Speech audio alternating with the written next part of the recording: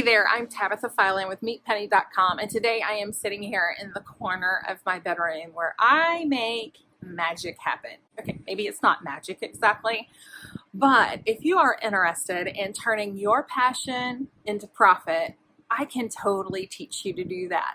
Over the years, I have tried everything from selling Pampered Chef and chocolate to eBay, Etsy, you name it, I have dabbled in it all. Currently, my side hustle, or the thing that I'm doing to generate extra income, is taking pictures of food. You might be surprised to hear that that little side hustle brings in over $4,000 a month. That's my average. I've made as much as $8,000 in 30 days selling pictures of food. You can literally make money doing anything. Let's dig into your passion, discovering how you can turn it into a profit. First, let's identify your profitable passion. Don't think of anything as, oh, it's just a hobby. No, everything can make money. I am a firm believer that God placed passions inside of us for the purpose of monetization. Now, whether you have religious beliefs or not, it doesn't matter. You can take whatever that little thing is in the back of your brain that you can't stop thinking of and use it to make money. So answer these questions. What is it that excites you? You know, the thing that you just find yourself fixated by and you keep returning to it, whatever that is. Maybe you do call it a hobby, but whatever that thing is that you keep being drawn to, you're in the store and all of a sudden you find yourself in a particular aisle and you're looking at things thinking, I could do that better. Or maybe you're constantly offering to help a friend do a particular service. Whatever those things are, write them down. Write them down. Everything is a possibility. Remember that I have personally tried a lot of things to make money, and some of them don't necessarily pan out, but a lot of them do. Whether you're wanting to make $100 a month or $4,000 a month, write down this list. Keep writing. Keep your notepad handy so every time an idea pops in your head, you can write it down. Or maybe use your phone. Every time you have an idea, take a picture or record a note. Keep a catalog of business ideas. Whoa, who said this is a business? No, it's totally a business. You can take whatever your passion is and turn it into a business. So here is another question for you. What do you find yourself talking about all the time? Like, you could never get tired of talking about. Is it dogs? Is it kids? Is it what? I don't even know. But that one thing, you're at a party or you're in a social group and you find yourself turning the conversation to, what is it? Maybe that's an area where you can start formulating a business idea, a side hustle idea, however you want to think of it. Don't shut out any possibility. Another question to consider is this. What are people always coming to you about? You know, maybe they come to you and they say, oh, you're so creative. What are those things that other people can see in you that maybe you don't necessarily see in yourself? Maybe you have talents that are obvious to others and you are kind of clueless. So talk to the people around you. Say, hey, is there anything that I do that you maybe wish you could do, or that you think could, be a product or a service that I could use to make money? Find those people that you trust and ask them. Now, the next step in finding your passion that you can turn into profit is identifying your area of expertise. Whoa, Tab, I'm not an expert at anything. Oh, please. Everyone is an expert at something. For a long time, I was just an expert at having kids. I have 4 children in the house. That pretty much makes me an expert. Whatever your expertise is in, even though it's not obvious to you, it's there. It's totally there. So start thinking. Now, keep this in mind as you're considering yourself as the expert, okay? An expert is someone who knows a little bit more than anybody else in the room. Okay, so what do you know a little bit more about? What is that thing that maybe you could just stay one day ahead? Here's an example. My husband was once asked to teach guitar. He's never played guitar. So every night he would teach himself how to play the guitar to prepare for the lesson the next day, one day ahead. Maybe there's something you've been wanting to learn to do. Maybe there's an area where you've been wanting to grow your education. All you've got to be an expert is one day ahead. So what are you good at that someone else would be willing to pay for? Don't let that voice in your head creep in that just said, well, no one would actually be able to be willing to pay for that. Tell that voice to be quiet. Someone is always willing to pay. If I can sell pictures of my dinner, you can sell anything, any service, any product. So don't let those negative voices drag you down. Back to the expertise. What is it that you could offer to others? What is it that other people seek from you? Maybe you have friends or people in your community that are like, oh, if you want to know about that, you should ask Tabitha. What is that thing? Write it down on your ever-running list. And maybe you're not even totally an expert in something, but maybe you have time. Time is such a valuable commodity. And don't immediately say, oh, I have no extra time. None of us have any extra time. All right. I didn't suddenly make $4,000 a month because I had an abundance of time. I had to carve out time. But again, if you have a little bit more time than the person next to you, you have the opportunity to take advantage of the situation and offer them a service that they're willing to pay for. Maybe it's tutoring. Maybe they don't know algebra and you were really good at algebra in high school and you're pretty sure that if you spent some time at Khan Academy or on YouTube, you could freshen up and help their child. You don't even have to be in the same room with them anymore. I totally FaceTimed with someone and helped with homework the other night. You can do it too. Maybe it's house cleaning. Maybe you have that thing for organizing, which is not me, which is why you see all the props behind my head. You know, maybe you just really like dogs or cats. Maybe your area of expertise is resume writing. I haven't written a resume in 30 years.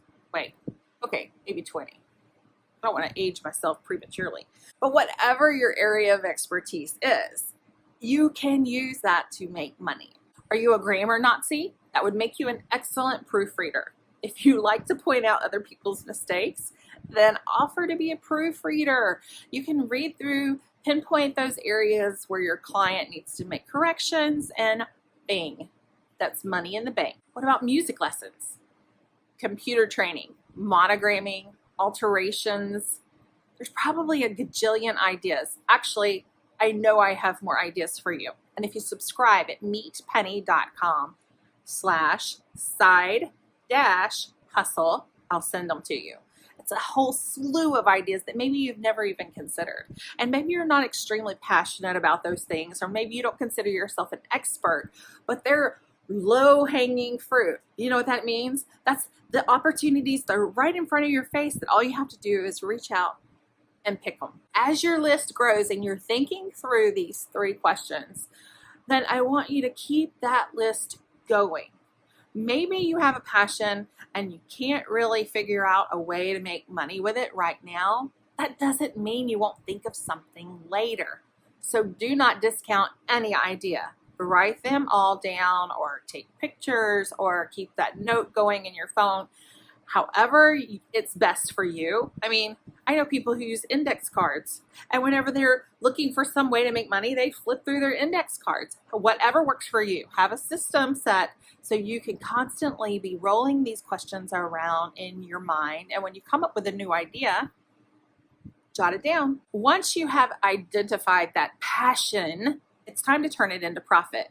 Whoa, that's the hard part, right? You've got to learn to market yourself.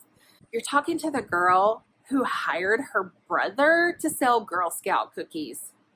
Girl Scout cookies. I was so afraid to sell anything. I was so afraid of rejection but you've got to get over it because you are your biggest cheerleader.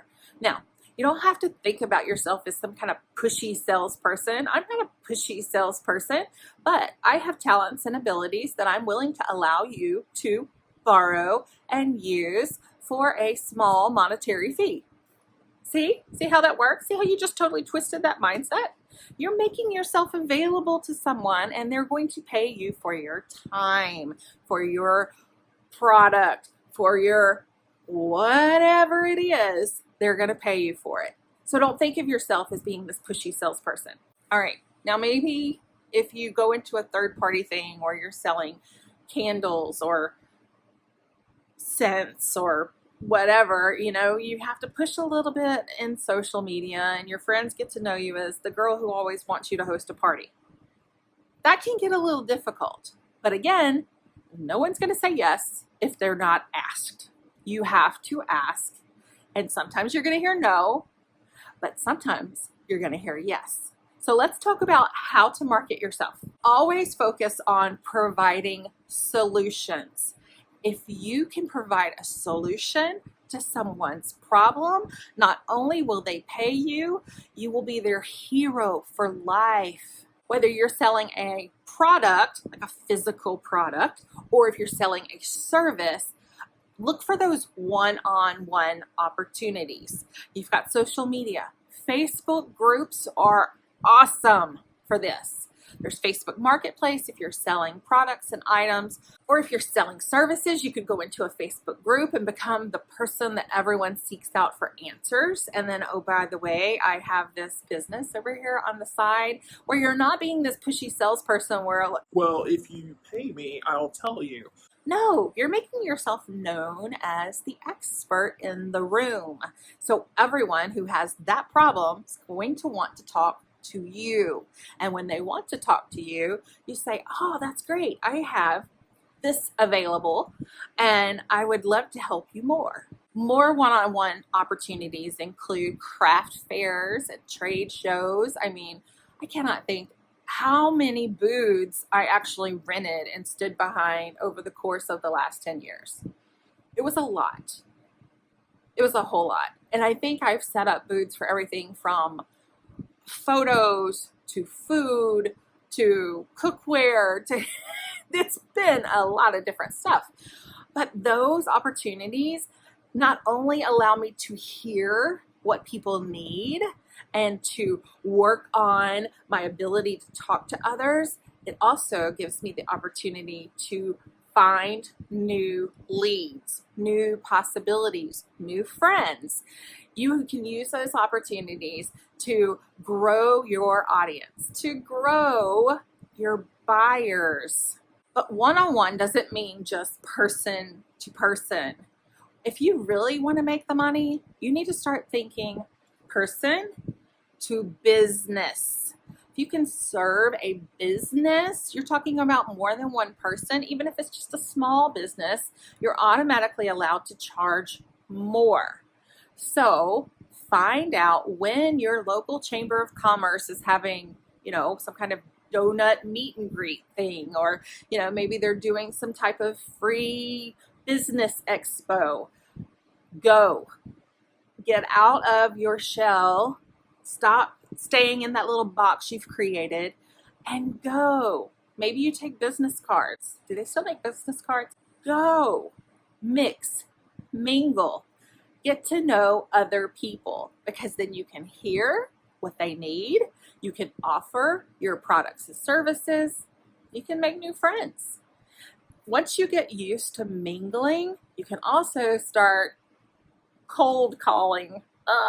Who likes cold calling? If you're not familiar with that term, my brother, who's in sales, I think it's all that training he had from selling Girl Scout cookies that's made him such a success today. Cold calling is when you actually walk into a business and introduce yourself. Now, I do not consider myself to be a social media anything, but I have a lot of experience in social media. And from that, I can tell you how this looks. I went into a brand new donut shop one day and immediately I could see ways they could improve their business. So what did I do? I asked to speak with the owner or the manager or whoever it was in charge of that shift. And when she came out, I said, hey, I'm not trying to sell you anything. I just wanted to show you a couple of quick things you could do to improve your business and to get that word of mouth going. And so I started listing out 3 ways that I immediately saw inside that they could generate more business. And you know what? Next time my husband went in for donuts, he's like, Hey, you haven't done the thing my wife suggested. they said, oh yeah, we're waiting for her to come back so we can hire her. I'm sorry, I'm not available for helping your donut shop beyond just giving you advice. But you see what I mean? When you walk in the door to a small business and you actually give a part of yourself away for free, they want more. They're looking to hire you for more. So maybe it's a product that would work well in their business. Maybe you just want to rent a table in the corner to sell your jewelry. Whatever it is, get to know those small business owners. And when word of mouth is going around, the right people are going to hear it. The right people are going to hear about you and what you have to offer, because business owners talk to one another. So always make sure you have that smile on your face. You carry yourself with confidence. Ignore the stupid voices in your head and know that you have a valuable service, a valuable product to offer to someone else. Let's think more about physical and digital products. Let's think, monogramming or using your Cricut or your Silhouette to make gorgeous projects. Let's talk about, what my son loves to do, create creatures out of clay. If you're more into tactile products and you're thinking, that's just not going to help me talking to people one-on-one, because I can sell one for $25 and all I've made is about 15 bucks. Okay, I feel you. I understand where you're coming from. Let's think about it this way. You could try to create your own audience one person at a time, or you could jumpstart your business by locating where the people are who want to buy from you. I'm talking about eBay, Etsy, Creative Market, wherever that place is, depending on what your product is, figure it out. Then you sign up as their newest seller. That's right. You become a seller on Etsy or on Creative Market or wherever. My husband's newest passion is sheet music, and he's super talented at it. And he was trying to create his own website, and he was talking about driving traffic to his website. And I'm all about the internet. I have been blogging for a decade. So yeah, I get it. And I'm not telling you not to do those things, but as you do those things, I'm telling you also find a bigger marketplace that already has an established audience. So I said, honey, I think what you're doing is great. But if you wanted to buy sheet music, where would you go? And he said, well, I'd go to Sheet Music Plus. That's where all the band directors go. So I said, okay, well, let's go to Sheet Music Plus and see if they allow third parties to come in and sell. And guess what? They do. And whenever you have like 25 pieces uploaded, they'll even create a shop for you. If you want to become known for something, sometimes you need to find those places that are already working the crowd for you. It just makes sense. Yeah, you might have to pay them a small percentage. You won't be able to retain 100% of your profit, but you know what? You're going to need some expenses to pay taxes anyway. So shake that off and look for those places. Now, if you're not sure where people are hanging out that are wanting to purchase your products, that's where that one-on-one comes back. When you get to know other businesses, when you get to know other people who love what you're doing, you can ask them. So, when you're shopping online, where do you go? Find out, and then go check out that website and see if they allow third-party sellers. So that's it. Whether you want to make $100 a month or $4,000 a month, your passion is just waiting to be monetized. You have the power to profit right inside your home, right inside your head. So what are you waiting for?